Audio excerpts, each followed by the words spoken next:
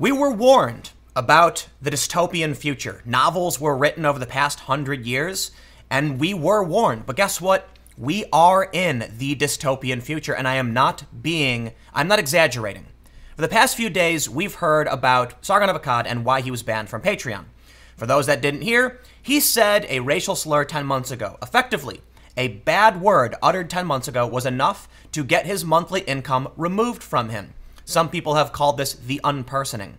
We also saw what happened to Alex Jones. I'm not a fan of Jones, but having his livelihood and having his voice removed from the internet, in my opinion, is extremely dangerous. What we can see now is that more and more of our world is in virtual spaces. Our communication, our financial transactions, it's virtual. And that means the platforms, these virtual spaces where these things can happen, like financial transactions or speech, are owned by people. The Constitution protects our rights, but only in the real world. And 100 years ago, everything took place in the real world. If you wanted to speak, the government couldn't stop you from speaking. You could go out into a field and say whatever you wanted to a certain extent. But today, if you want to speak, our culture has speech online. And those platforms have decided for various reasons that your speech is not allowed. In the instance of Sargon of Akkad, it was the moral outrage. How dare you say this word? Now, of course, other channels have said things far worse, but that's different because you can violate the spirit of the law or say something that violates the terms of service, but we're willing to bypass this if it's not a sin against our ideology. Well, Sargon sinned and thus he is gone. But we're also seeing Facebook, Instagram, Twitter, Tumblr banning adult content. Here comes the Puritanism. Sex is bad. You can't have this. And this is not so much moral outrage, but law. Laws were passed that put these platforms at risk, and thus they said, you know what? We're not going to allow anything like this on our platforms. And lastly, the third in this dystopian future that's causing us to lose the ability to speak and to express our ideas is just plain and simple. It's advertising. If advertisers don't want to be associated with something, they won't pay for it, and thus those ideas eventually disappear. And that links back to moral outrage. Advertisers are scared of moral outrage, and thus they will not advertise on content that could be seen as morally reprehensible, even if most people find it to be actually rather okay. And thus we are finding ourselves further and further into the rabbit hole of this dystopian world. Today, we're going to take a look at some of the latest examples of the complete and utter collapse of free expression, free thought, and let this be a warning, I suppose. Because no matter how many times people say the dystopia is here, well, I've got evidence to back this up, and there are a lot of things that have happened recently that should probably worry you. Now, here's the best part. Before I get started, I actually have a sponsor for this video, Virtual Shield.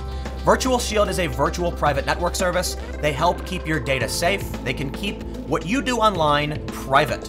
Just go to hidewithtim.com and click Get This Exclusive Deal, and you can get a virtual private network for just $3.24 per month. After you click Get the Exclusive Deal, you'll be brought here, where you can sign up with a free 30-day trial. In my opinion, it makes sense to have some layer of security when you're browsing the web if you don't want other people to know what you're doing. And let me just end by saying, advertising is so incredibly important to make sure certain ideas can exist. The ability to feed yourself and live. So I'm extremely grateful to Virtual Shield for sponsoring this video. If you want to get a virtual private network, go to hidewithtim.com today.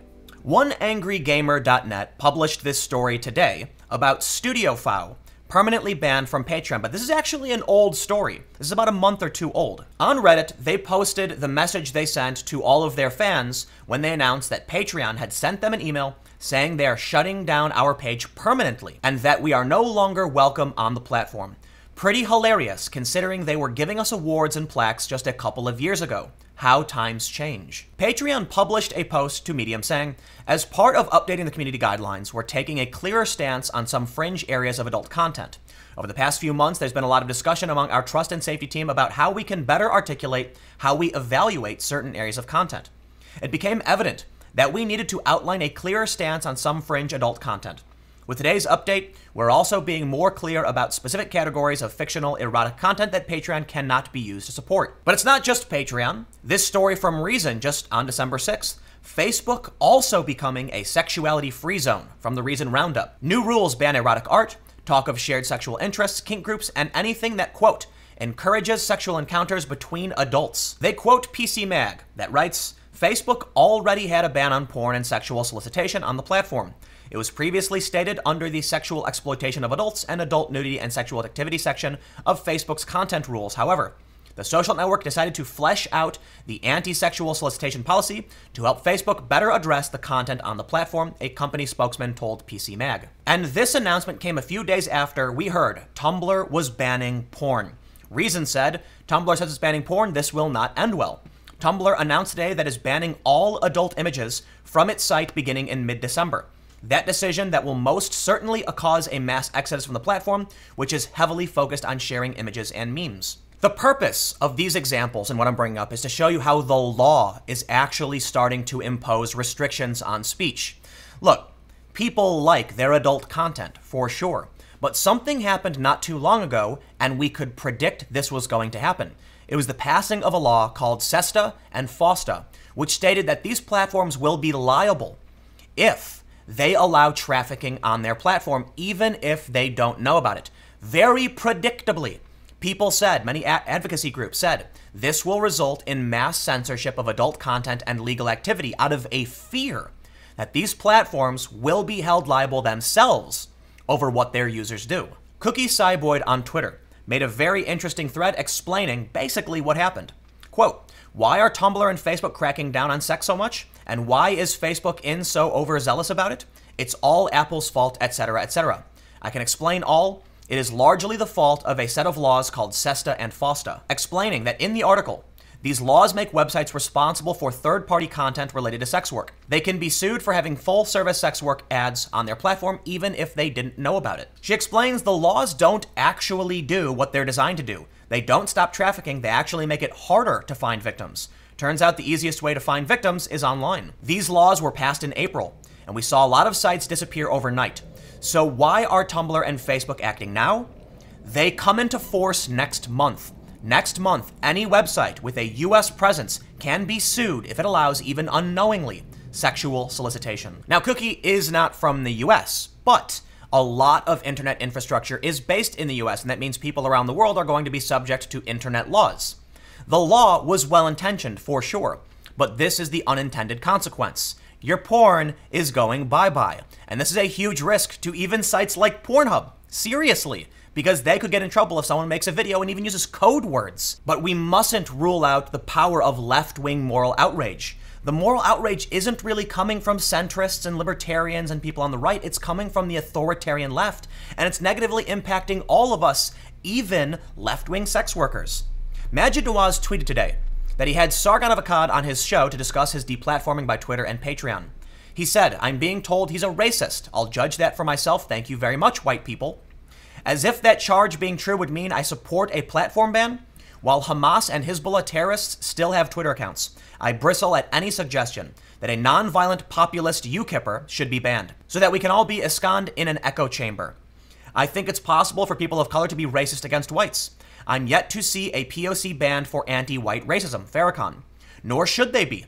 Block individual racist tweets, don't ban non-violent users, do ban violent users. This isn't a free speech thing, it's a consistency thing. Finally, for tech companies to opaquely decide based on clear liberal political bias that Tommy Robinson, Milo, Sargon, and other, quote, racists are too dangerous to be allowed on social media, while pro-blasphemy activists and Hamas, Hezbollah operate openly, is peak first world privilege. The Constitution protects reality. It doesn't protect us on the internet. And if our activities are going to be increasingly on the internet, we need something. Otherwise, it is going to be tech CEO dictators deciding what we can or can't do.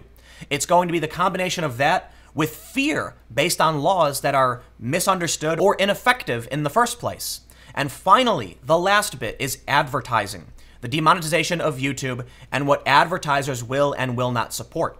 You can't swear on YouTube, but you know what? It's been that way for a long time that you couldn't swear in media.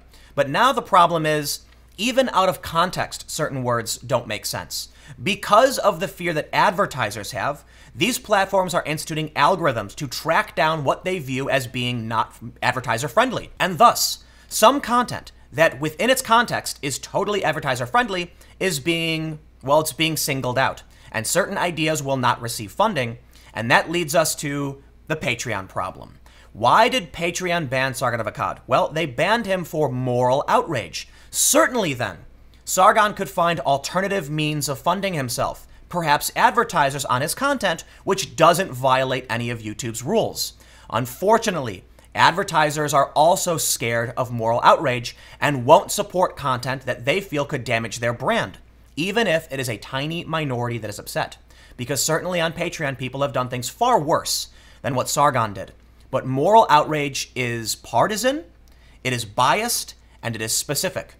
So when YouTube responds by creating the demonetization function to try and save their business from scared advertisers who are pulling funding out, what do? Well, what we've seen in banning content has been fairly consistent in terms of a failure to be consistent. The reason for that is that algorithms don't understand context.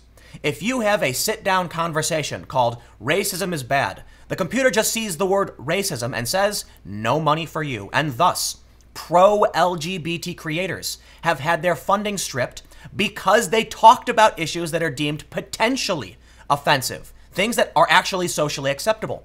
The result is then computer algorithms deciding what is or is not morally acceptable out of a fear that advertisers won't fund it results in actual socially acceptable ideas being restricted. The creators then can't spread the ideas, and thus they can't explain why these things should be important, and our culture will suffer because of it.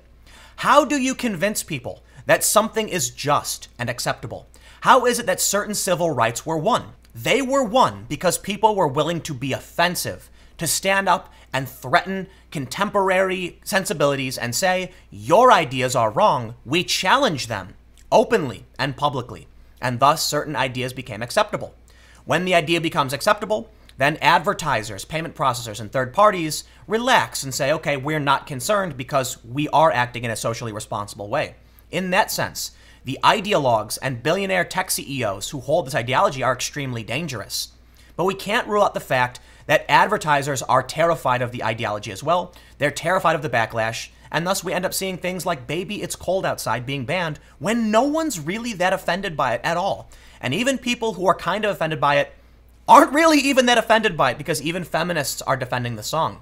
At the same time, we can see rap lyrics from a year or two ago that talk about beating and hurting people that are fine. What's going to happen is that those who believe in reason and sensibility will eventually be purged. These ideas will then cease to exist in the public sphere, and this will push all companies and the law further down the rabbit hole, making things worse. My prediction: we are in the dystopia, and we can only see it getting worse and worse as time goes on. I'm not entirely convinced we can pull ourselves out at this point, because I've said it before. We've passed the event horizon. The gravitational pull of the fear of moral outrage will suck us in. And once everything gets locked down and no one is allowed to speak, the revolution will occur. I'm not saying a violent street revolution. I'm saying something will come, something will change, and it will dramatically disrupt the system as it is. But for the time being, we're just being drawn into the black hole, and I'm not sure there's anything we can do about it. But you know what you can do? You can comment below and let me know what you think. We'll keep the conversation going. Not so much a news video necessarily, but I've been sitting thinking about what happened with Sargon and many other creators. And now the fact that they're straight up saying if you say a word one time, you're gone, your life, your livelihood is cut from you. That's truly a dystopian, authoritarian future where words will cost you your economic security. Words will make sure that you do not get access to resources in society. And is anyone really that mad about it? For the most part, probably not. Probably not. Obviously, the people who don't like Sargon are going to cheer all day and night. But this comes to them too. We have seen activists on the left get purged just the same, and they get angry about it. I would be grateful if people on the left could recognize that sex workers being banned is a bad thing. They could recognize that when someone is banned for political speech, it will affect you too. And then when it does, could you please recognize it was wrong to give people this power in the first place? Comment below, we'll keep the conversation going. You can follow me on Twitter at Timcast. Stay tuned, new videos every day at 4 p.m. And I'll have more videos up on my main channel, youtube.com/TimCastNews, starting at 6 p.m. Thanks for hanging out. I'll see you all next time.